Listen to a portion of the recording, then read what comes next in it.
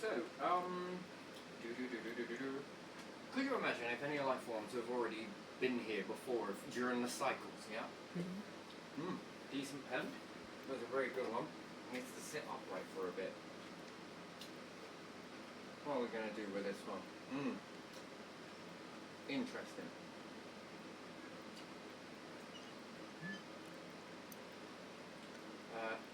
Your plus and your minus, yeah? Yeah.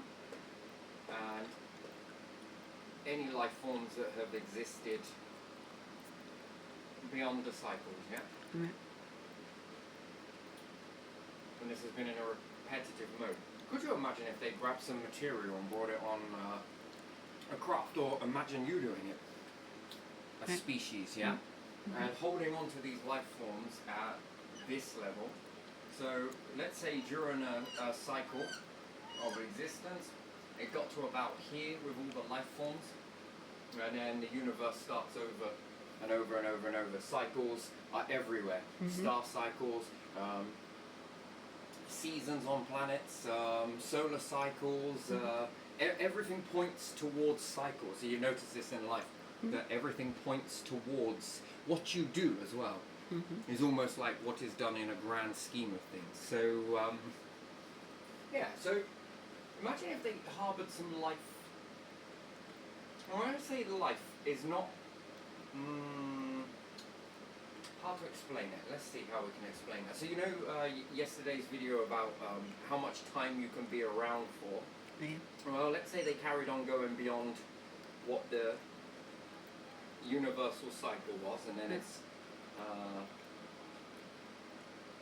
universal cycle number 2, but they had picked up some life forms, or let's say different types of bacteria, building blocks for life at advanced level here.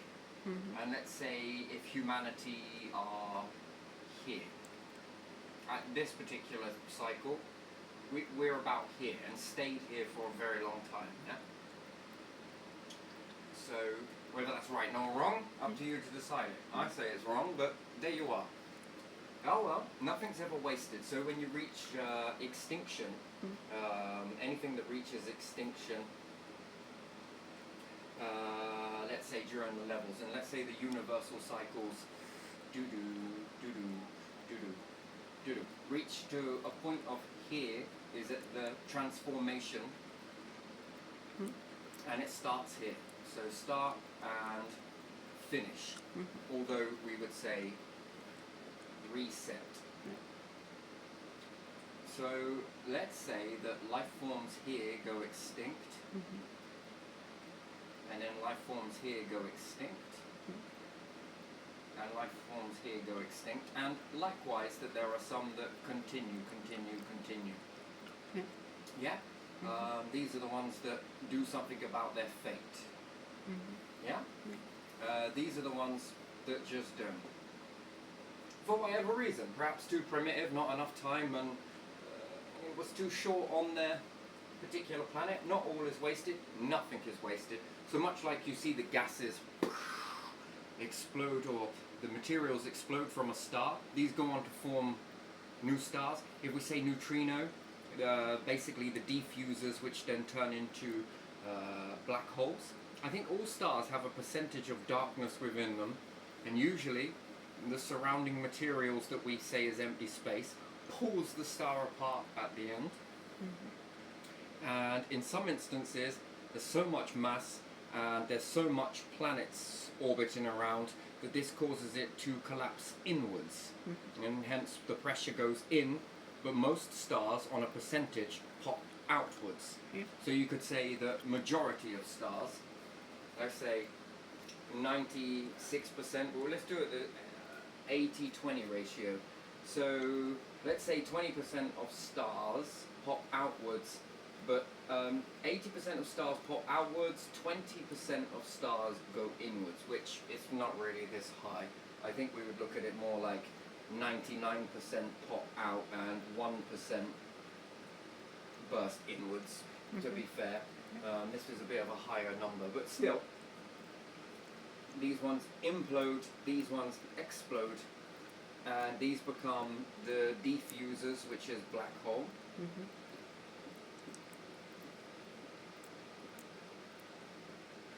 these ones go on to produce other stars. So again, in the star's extinction, it goes on to create CC.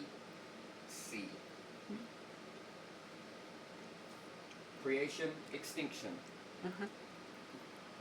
This is also, I understand, as something else. Yeah. Very interesting. I often see this. But anyway, and so you understand that not all is lost in both forms. Yeah. Black holes go on to create stars. Black holes come together. Oh, my understanding of it, you pick what you want. Black holes begin to be non-existent in the beginning, and stars get the race going. And they lead up and lead up and lead up until they're exploding, and they create such dense materials from the gas that this starts making waste products, and therefore there are more stars in the nebula forming. One takes center stage, which will become your star. Perhaps a binary system is more likely, but the leftover debris form into planets, failed stars. Doesn't mean that planets won't form into stars, because they could do, depending on how much mass they get, and perhaps star fusion. This will then move towards the other star. Very interesting, very interesting semantics in that. And as there's more and more of this dense material, the chances of a neutrino star becoming, again, it gobbles up an awful lot. And as it does so, it's got a lot of planets orbiting around it, which drive the magnetism insane. And we should think of magnetism as a push and a pull, and a push and a pull, and a push and a pull, but more so push than pull. Most other planets perhaps pull the stars, which cause explosion. And in this particular process of neutrinos, not all neutrinos make black holes, this pushes inwards, more of a push force into it. This causes it to collapse inwards. Yeah. Again, not all is wasted, because then the black holes begin to come together. We see a lot of redshift and different stuff like that, and Einstein would say that it's all coming together. Both of these individuals are correct. So Edward Hubble and Albert Einstein both say two particular ends of the spectrum. However, they are both correct. Both of these individuals are correct. So Edward Hubble says that the universe is expanding. Yeah, you could say that. Albert Einstein says it's coming together, and he's also correct. So if you see a galaxy that seems to be moving away, this can appear from your perspective, because perspective on the object that you are on. But some of these look like they're moving away. But Andromeda does not look like it's moving away. You should see the red shift and a blue shift within this, depending on what side of it you look at. But again, if you pay attention more to the center, you're going to see more of a blue shift. It's coming towards. But it's not coming towards you, it's coming towards your Milky Way galaxy. So these will begin to merge together. And whereas this one seems like it's coming towards, you're limited to the amount you can see. So understand this, with your eyes can only see so far, and it looks like the ship appears to disappear. Yes? Yeah. But if you take a telescope or camera and zoom in, you'll bring it back into the field of view. But it will still disappear, and you could say over the curvature, and then there's deviations on the way the light is bending around the planet. Einstein correctly stated this during an eclipse, I believe it was, where you could see starlight on the moon. Well, you could say that the moon is hollow, that's one way, or another way is that light is bending around, and also your sight, depending on which way you want to look at that your sight is pulling in, therefore the light refraction around the planet is going to pull this in. So your sight is going to bend as well, because you look at light. Yeah. And if light can bend around a star based on its gravity and how heavy the object is, or dense, the planet is also going to do the same, because the light is going to hit something and bounce into your eye, and therefore it's going to curve. Anyway, so there's a limit on this. So when you reach the capacity of your zoom, then the ship is going to disappear over the horizon. If you take a telescope, it's also going to disappear over the horizon. So we understand that when we look into space, your eyes are limited to how far you can see. So there could be an awful lot more beyond that, but you just can't see it. And your instruments, again, Hubble, will not be able to see beyond a certain distance. Okay, so it's limited to how far it can see. Hubble doesn't see the entirety of the universe because it has a buffer zone. Then if you make some more technology, you might be able to see a little bit further than Hubble. And as technology goes on and on and on, you'll be able to see further and further and further, yes? So, what looks like is moving away from you could actually be moving towards another galaxy that's in the distance that you just can't see it. Tools limit. You're limited to here, but there's something going on over here. So it would appear like the universe is expanding, which technically it is. To a degree. Think of it a little bit more different. And this is in multiple directions, by the way. So do with that what you will. In multiple directions.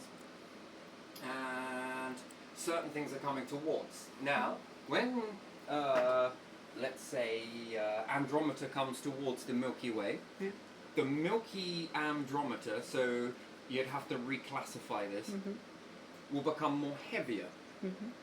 Much more mass orbiting around the black hole, for start. 2 star systems come together. Also, 2 black holes are going to merge together. And in their merging process, they're going to be a lot more heavier, and therefore, what they're going to reach towards when sucking in this stuff that appears to be empty, they are gobbling this up. They know this one. This one is pretty much what they are made of. And they're going to have a gravitational impact that's going to be a lot more. So if you could speed this up, you would see that this would fall into this one. This one's going to fall into this one, knock into this one, knock into this one, and all of them are going to do it until the masses of these objects become so big that you're left with the 2 galaxies left. And these are going to suck up everything, and then these 2 are going to merge, and then they're going to eat the last of the star stuff, even when they explode naturally. Because if they black hole is in the middle, if you understand this is like a whirlpool, it's more like a liquid, and the star explodes, most of that is going to go into the event horizon, and bit by bit there's not going to be enough for more star formation until the black hole becomes the final one in the cycle, and then boom, once everything's gone, off the process goes again. It sort of collapses inwards and the core pushes outwards, which then when the gas bursts out of this, which is defusing the let's say information of the universe, stars will begin to work from this whirling, and they look a bit more egg-shaped in this. There is a bit of static within this that causes like a sparkling effect. It's beautiful, absolutely beautiful. Then after that, this helps to begin the first fusion, but is done by more static, these particles bumping into each other, which you could say molecules. Could you not say that? Gas molecule? Yeah. And in this causes like this discharge. And with that, you understand that lightning fuses objects together. It's incredible. Oxygen, 2 oxygen molecules fuse together to create ozone. So you understand there's fusion. Welding, lightning, fusing metal together. So this won't exist in the beginning, it'll be more gas. And these centralized hotspots really begin to put things together, and you get 2 types of hydrogen, helium, helium-y hydrogen. Some from the lightning, fusing stuff together, not all of it. And then this collapses and denses down, and the first stars begin to form, quite egg-shaped. They don't get very far, and boom, off they go. Then they begin to dense, make denser and denser and denser objects. No black holes in the beginning. Only one, after that's popped and you go back to gas, no black holes, mainly stars. Interesting. And not many planets at all, actually, if in fact none. Until the objects become so dense that then now we really start to see, the rising of neutrino stars, and again the cycle closes out again. Anyway, so extinction, creation, okay? Yeah. So in this we understand that nothing is truly wasted, okay? So in this extinction, and whatever, the solar system, take any system, explodes outwards in multiple directions with life on the planet, however primitive you might want to say that it seems and how advanced it is. this information is going to seed into other information, right? And it doesn't get hoovered up by the black hole in the meantime. Very unlikely in this stage. It's going to seed other worlds, and perhaps it can learn, once again, how to make do with the new information that it's getting from the new area that it's landed on, plus the information that it's already harbored. And this is going to start to create life. Life is going to pick up again, but it's going to be more advanced than it was here if everything goes extinct here. Humans, everything, animals, all of it. And depending on how it ends and pops out, it's going to go in multiple directions. There's an awful lot to build from that. Mm-hmm. And again, depending on where it goes, it will build and take off from this. Very interesting. Very, very interesting. So, if life forms with this were to get towards the end, which would be themselves and their animals and nature versions, or however it is that they have their, and it built into their onion layers, and the black hole doesn't know this information based on how you formulate stars that get very hot, and you begin to add content to it, and you fuse it in such a way, and then pop that, and then you've got some new elements that are even more denser, and you can help the stars go beyond the periodic table. A star is going to do it much more than a laboratory, humans in a lab, right? And they're going to be able to produce an abundance of this material, whereas in a lab you're going to get a few grams, perhaps, give or take. A star is going to make tons of this stuff, this very new element, and you can make the stars go much more beyond the periodic table via giving them the right environment. When you bring a plant into the correct environment and you give it all of its needs and you nurture it, what happens? It begins to look after you, right? It begins to produce more fruit.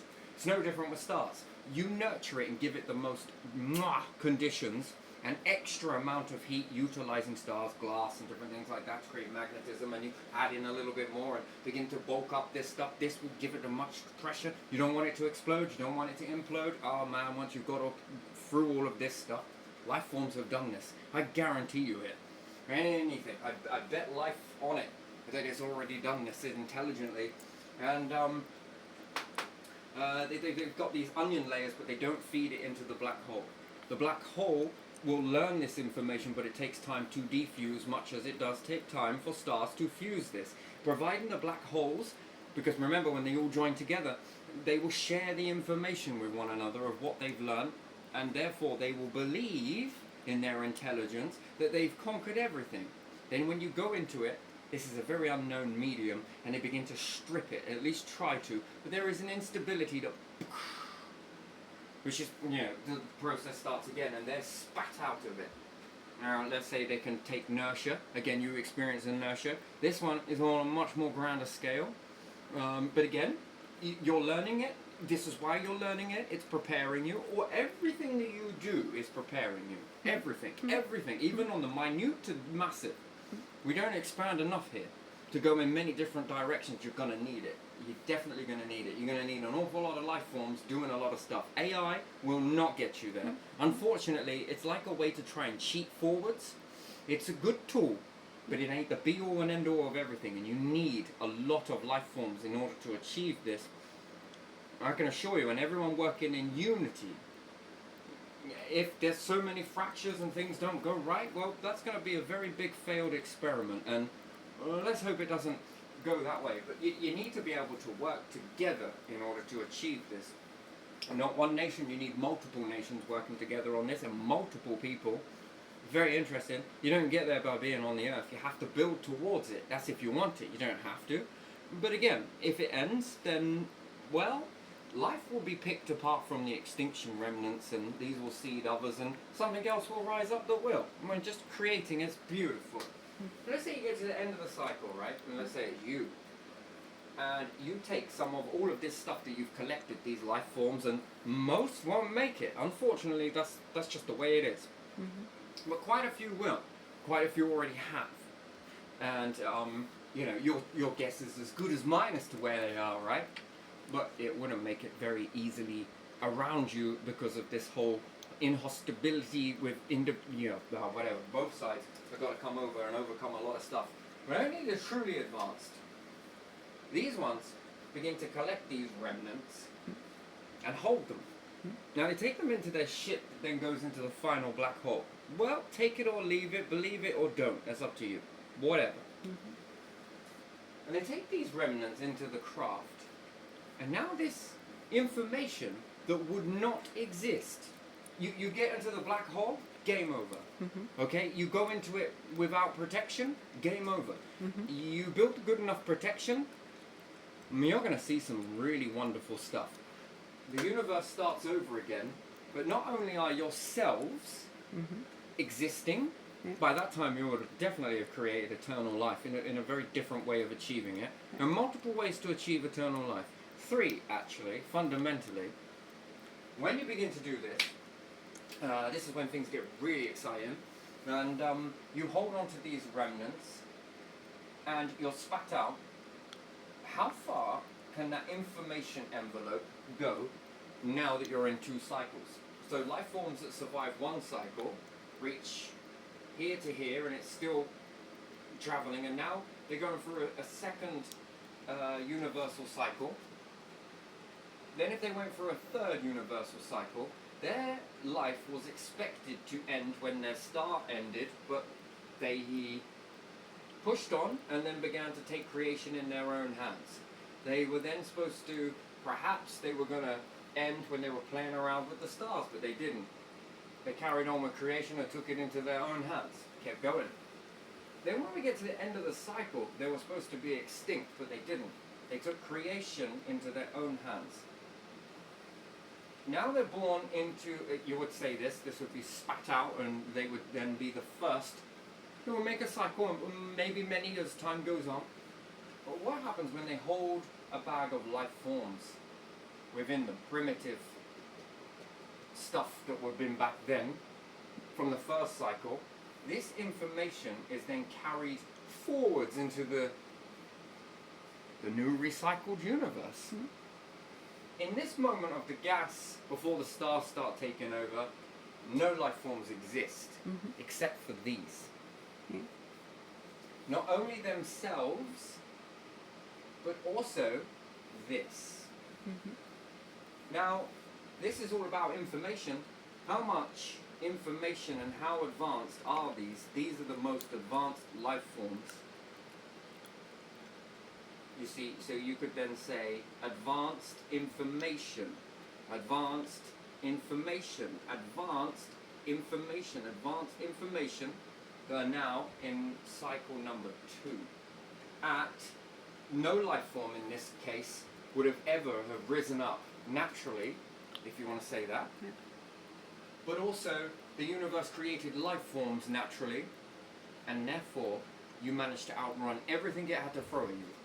I want you in heaven. If you ever die, I want you. You are good vessels. I would safeguard you and your souls, all of you. You would all be risen, and you will come. You will always be protected in this. You are fine specimens to make it this far. To overcome all of these challenges, I definitely want you. I definitely want you. I want you all. You know, you will be safeguarded. Stay here because you like it. But if you want to come, we'll take you. We'll collect you. No problem.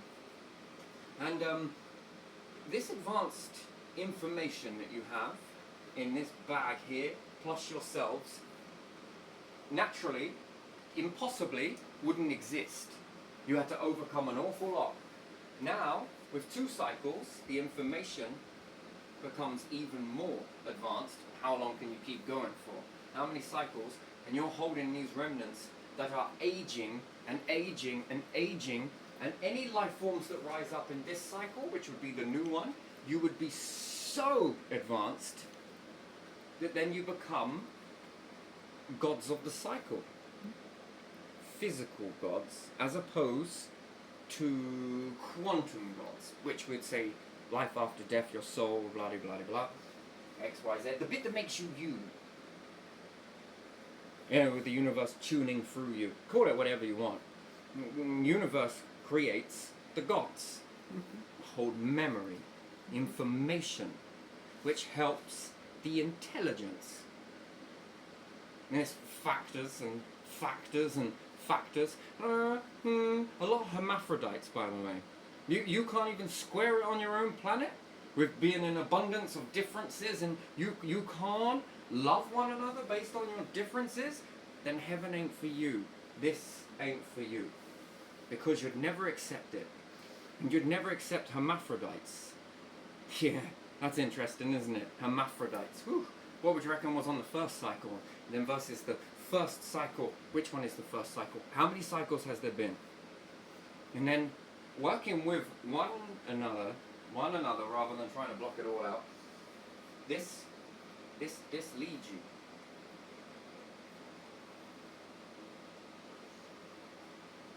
Nice little bit of frequency there. There we are. There we are. Where would you want to be in this? And then imagine that. Get into the finish line. And could you imagine that? That would be quite impressive. That would be very impressive. Okay, let's teach you resurrection. Ooh. You make the avatar, we'll fill it with what you've lost. But you that's a gift. To give back vessels of all past. Then it's a very painstaking information building, because the future teaches the past, and the past begins to fill in the puzzle pieces for the future. You know, sort of rectify those history books, make them more authentic. And that would be quite an interesting thing. And then there would have been quite a lot learned by this point of how to balance the balance, right? Of what was done versus what can be done. I mean, this is beautiful. And then harmony. That's a nice frequency there. That's a very, very, very nice frequency. Ooh, gets you very excited. You know, what is the point of all of this cycle surviving? And you see, they're the questions that you begin to. And then, how many of these seeds you contain in here? Yeah, you're times twoing it now. What happens if you put these on the first formed planets that begin to emerge with the stars, and the first planets that begin to emerge, and you seed it with these? They get even longer. How much more advanced can life get with that? Would you even do it? That's the question, right? Because they could excel you, and it's impossible. Well, kinda. Because you've been learning through this. That's the beautiful thing. The learning barrier, there is no dome. It's quite a spectrum.